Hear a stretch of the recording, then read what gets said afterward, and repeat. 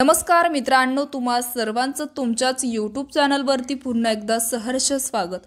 मित्रांनो, तुम्ही जर चॅनलवरती नवीन असाल तर नक्कीच चॅनलला सबस्क्राइब करा। महायुतीमधील तिन्ही पक्षाकडून आगामी स्वराज्य संस्थेच्या निवडणुका डोळ्यासमोर ठेवून वक्तव्य केली जात आहे। तिन्ही पक्षाकडून स्वबळावर लढण्याचे संकेत दिले जात असतानाच राज्यातील वातावरण चांगलेच तापून निघाले आहे। आता या वादावर भाजपाचे प्रदेशाध्यक्ष तथा महसूल मंत्री चंद्रशेखर बावनकुळे यांनी पडदाच टाकलाय।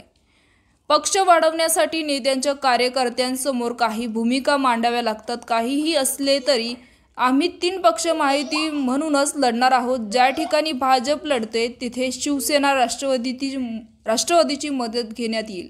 तिथे ते दोन्ही पक्ष लढतील तिथे आम्ही मदत करू, अशी स्पष्टोक्ती भाजपाचे प्रदेशाध्यक्ष चंद्रशेखर बावनकुळे यांनी एकनाथ शिंदे यांच्या पुण्यात भगवान पडणवार आणि अजित पवार यांच्या तिरंगा फडकवणार या वक्तव्यावर करत त्यांचा पडदाच टाकला। तर मित्रांनो, याविषयी तुमचं मत कमेंट बॉक्समध्ये कळवा। तूर्तास धन्यवाद। जय महाराष्ट्र।